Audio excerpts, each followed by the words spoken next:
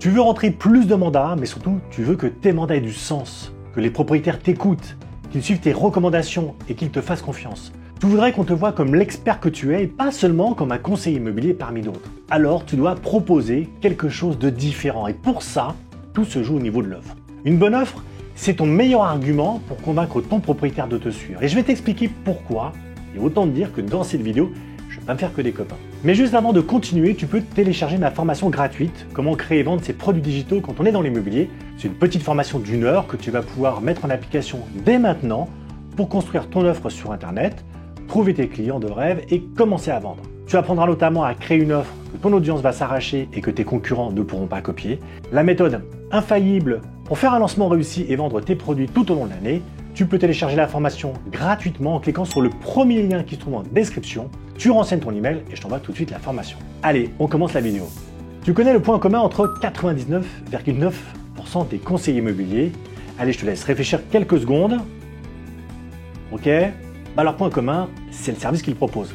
99,9% des négociateurs proposent les mêmes services. Ça va de la publication de l'annonce, l'organisation des visites, gestion des offres et puis pourquoi pas l'accompagnement chez le notaire parce qu'on veut bien s'assurer que tout se passe correctement et on touche bien sa com. Bon, c'est vrai qu'on peut chipoter sur les détails, mais en gros, c'est à peu près ça. En vrai, il y a très peu de différence dans les actions mises en place et dans les leviers actionnés pour conclure la transaction. Alors je sais ce que tu vas me dire, ouais mais bon c'est le job, ou alors oui mais bon je suis au top sur mon secteur, j'enchaîne les ventes, ça fait des années que je bats le pavé dans mon quartier. Quelque part, tout ça c'est un peu vrai, mais le problème c'est que ton propriétaire au moment où tu vas lui proposer ton service, lui il n'a aucun moyen de te différencier des autres conseillers qu'il a vus avant ou qu'il verra après. Enfin, je veux dire, il voit bien que tu es quelqu'un de différent, mais s'il regarde juste ton service, et uniquement ton service, alors oui, vous êtes tous les mêmes. Et c'est vrai, avant de signer le mandat, c'est aussi vrai après la signature. Parce que même si ton proprio, tu arrives à le convaincre de signer un mandat exclusif, il n'y a rien dans ce bout de papier qui lui donne la moindre idée de ce que tu vas faire pour lui. Rien. On va s'arrêter là-dessus 1 minute, parce que c'est quand même hallucinant quand on y pense. Une vente immobilière, c'est le seul cas et le seul dans lequel on a un particulier qui dit OK à un professionnel sans avoir aucune idée de ce qu'il aura en échange. Un mandat, c'est un peu comme un chèque en blanc, et c'est dingue, mais c'est vrai. Et d'ailleurs, c'est le seul secteur où c'est possible. Quand je vais au resto, je sais ce que je vais manger. J'ai regardé le menu, il y a le prix, il peut y avoir aussi la composition, donc j'ai bien choisi mon plat, je commande, et donc on va pas m'apporter des brocolis alors que j'ai demandé des patates. Quoi que ça peut arriver. Quand j'amène ma voiture au garage, le mécano me dit exactement ce qu'il doit faire. S'il doit changer les plaquettes de frein ou l'huile. Quand je vais faire des travaux chez moi, je signe un devis, je sais que le mec va faire ceci, cela, combien ça va me coûter. Bon, même si au bout du compte, on a toujours des suppléments, mais ça reste quand même très balisé. Et puis quand je veux vendre ma maison, je signe un papier, je file les clés au type, j'ai aucune idée de ce qu'il va faire ou pas, ou de comment il va le faire et pourquoi je paye 15 ou 20 000 euros de commission. Alors oui, ok, c'est le mandat de vente qui est comme ça. Ça, je ne veux pas dire le contraire. Dans un mandat, il y a un peu de blabla, mais il n'y a rien de précis. C'est surtout des trucs administratifs, en fait, sur la durée d'engagement du vendeur, les conditions de renouvellement, les clauses de résiliation et la rétractation.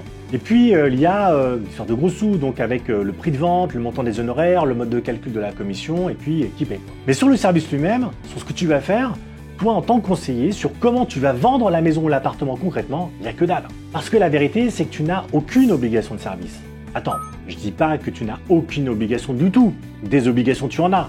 Tu as un rôle d'intermédiaire entre le vendeur et l'acheteur et puis tu as un devoir de conseil. Mais à part ça, pas grand-chose. Rien sur les leviers de promotion du bien, les canaux de publication de l'annonce, les outils à employer, les techniques de communication, le plan marketing. Si tu regardes bien, entre le négo qui va juste mettre l'annonce sur le portail et ouvrir des portes, et celui qui va sortir le grand jeu avec une diffusion à grande échelle, je sais pas, des tunnels de vente, des vidéos 4K de ouf, une liste d'acquéreurs off-market hyper qualifiée qui permet de vendre en quelques semaines, ou sur le papier, il n'y a aucune différence. Le truc, c'est qu'il y a une espèce d'uniformité dans le service qui fait que les vendeurs, ils ne cherchent même plus à savoir à quoi il sert le professionnel.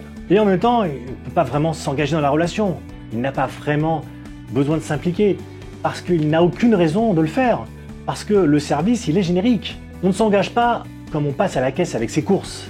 Parce que peu importe la caisse qu'on prend, ça sera toujours le même service. Là c'est pareil. Et ça donne quoi? Un mandat faiblard signé par un vendeur instable? S'il n'a pas envie de changer son prix et que son bien est invendable, tu ne pourras pas le convaincre de le baisser.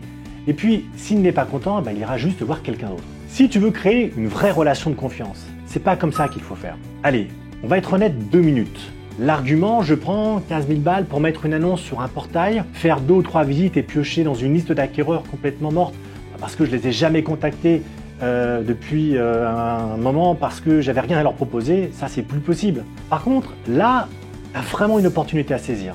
Tu as l'occasion de sortir du lot, d'avoir une tête au-dessus de tous les autres conseillers du secteur, et pour ça, il va te suffire de proposer une vraie offre de service, de rentrer un mandat carré, engageant, inattaquable, qui va donner envie à ton vendeur de s'impliquer et de te faire confiance. Tu dois donc bâtir une offre complète et originale.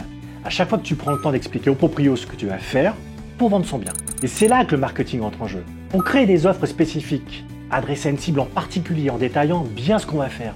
Par exemple, quels canaux on utilise pour donner de la visibilité au bien, quel levier on actionne pour attirer l'attention des acquéreurs, comment on fait pour fluidifier les relations entre les acheteurs et les vendeurs, quelles données on utilise pour déterminer le prix de vente et pourquoi ce prix-là, c'est le meilleur possible sur le marché et à cet instant. Quelle action on met en place pour chaque personne qui vient visiter puisse faire une offre d'achat. C'est ça une offre réelle et tangible. C'est ça une offre qui apporte des solutions concrètes aux problèmes du vendeur. Une offre que tu matérialises dans une page web dédiée, avec des arguments, avec des points de douleur, et comment t'aides ton vendeur à s'en éloigner pour aller vers le bonheur. Une offre que tu vas pouvoir détailler noir sur blanc sur le mandat.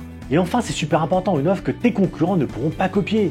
Et puis, regarde, tu prends des engagements, tu fais des promesses, et tu verras que tes vendeurs, ils vont te suivre. Pour aller plus loin, je te propose de télécharger ma formation gratuite. Comment créer et vendre ses produits digitaux quand on est dans l'immobilier.